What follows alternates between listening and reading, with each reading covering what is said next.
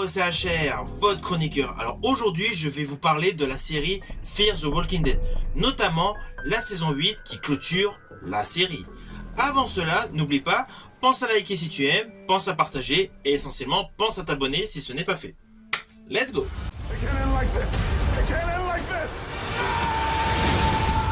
Alors le pitch est assez simple, 7 ans se sont écoulés, Madison et Morgan nous sont complètement découragés et tout ce petit monde que vous avez pu découvrir au fil des saisons de Fear the Walking Dead se retrouve sous la coupe de Padre.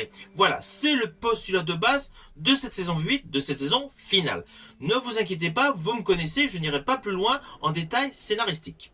Alors à la base, Fear the Walking Dead était une très bonne série. C'était un très bon spin-off, contrairement à d'autres spin-offs comme Beyond the Walking Dead ou Tale of the Dead ou la web-série qui sont assez inégaux.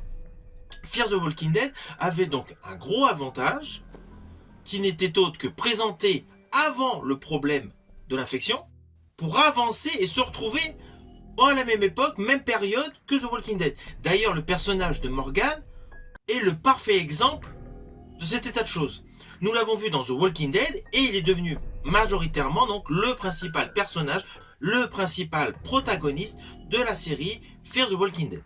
Alors on va pas se mentir, il y a eu donc 8 saisons et les saisons sont totalement inégales. Il y a eu de très bonnes saisons et il y a eu des saisons plutôt moyennes et surtout sur le plan scénaristique qui ont traîné en longueur sur certains détails peu intéressants. Et malheureusement, cette saison 8 fait un amalgame de tout ce qui s'est produit au fil des 8 saisons. Pour ceux qui n'ont pas encore découvert cette saison 8, sachez que les épisodes sont totalement inégaux. Cela n'empêche pas que pour tous les aficionados de la saga Walking Dead, cette saison est tout de même au-dessus de certains spin-offs. Néanmoins, cette saison finale a beaucoup d'innovations. Je pense essentiellement aux innovations techniques, aux innovations de make-up concernant les zombies. Vous allez découvrir des zombies donc avec de la mousse verte, avec des étoiles de mer collées sur le visage. Vous allez découvrir des zombies qui ont eu des coulées métalliques. On a l'impression qu'ils ont comme des casques chromés. Vous allez découvrir des zombies qui seront pris donc dans une sorte de glu, dans une sorte de pétrole, cristallisé. Vous allez découvrir au fil des épisodes de nombreuses innovations techniques, mais essentiellement sur tout ce qui est make-up, FX, VFX, concernant la structure, les postures et la représentation des zombies. C'est une chose que j'ai particulièrement aimée. Il y a vraiment beaucoup d'innovations. Alors toujours concernant la partie que j'ai aimée de cette saison 8, donc de Fear the Walking Dead, c'est qu'au fil des épisodes, vous allez avoir des cliffhangers et essentiellement des retours de personnages dont on ne peut absolument pas s'attendre.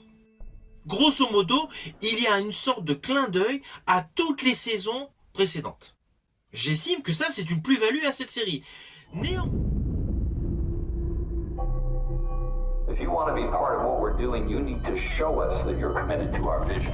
Néanmoins, le fait d'avoir fait revenir certains personnages font que des fois le scénario est un peu tiré par les cheveux. Et il y a des moments qui peuvent paraître improbables, des moments qu'on a pu voir de nombreuses reprises au sein de tous les épisodes. On le sait par habitude qu'il ne faut jamais se mettre dans un bâtiment lorsqu'il y a des zombies qui arrivent autour. Forcément, on se retrouve piégé par ces zombies. Et là, vous allez découvrir au sein de différents épisodes que souvent cette erreur elle est commise pourtant pour des spécialistes, pour des survivalistes à ce monde post-apocalyptique. Et le fait d'avoir rajouté de nouveaux personnages et le fait d'avoir fait revenir certains personnages qui tombent dans cette erreur, c'est un petit peu hasardeux. Néanmoins, c'est très agréable de retrouver des personnages clés, des personnages emblématiques que vous avez pu voir depuis des années tout au long de cette série. D'ailleurs, en dehors du retour de personnages emblématiques, vous allez redécouvrir des lieux emblématiques, comme le fameux sanctuaire où Negan était jadis le grand patron. Alors ce que j'ai principalement aimé dans cette saison 8, ce sont les réponses qui sont données à des trous qu'il y avait dans l'histoire. Save Padre.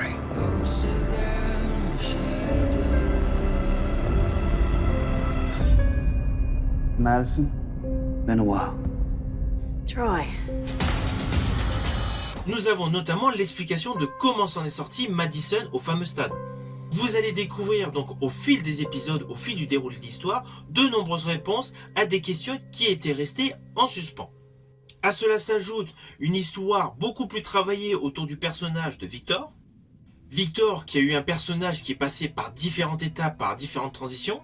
Transitions qui l'ont amené dans cette saison 8 à avoir un rôle qui peut paraître étonnant au début, mais au vu de la conclusion de cette série, sont en parfaite adéquation en fait avec son jeu qu'il avait dans la première saison.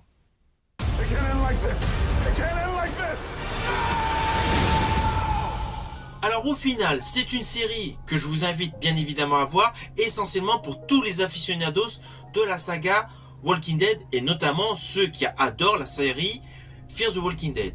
Mais je vous préviens, ce n'est pas la meilleure saison de l'ensemble. Néanmoins, elle a beaucoup d'innovations en termes d'effets visuels qui méritent vraiment le coup d'œil. Et au vu du final, avec le retour inattendu d'un personnage clé que l'on croyait mort, cela va peut-être prédire une grande réunion globale de tous les protagonistes qu'on a pu voir dans le monde Walking Dead après le grand retour de Rick dans la saga. Évidemment, ce n'est que mon opinion. Si vous avez aimé la vidéo, pensez à la liker, pensez à la partager. Quant à moi, je vous dis à bientôt pour une prochaine vidéo.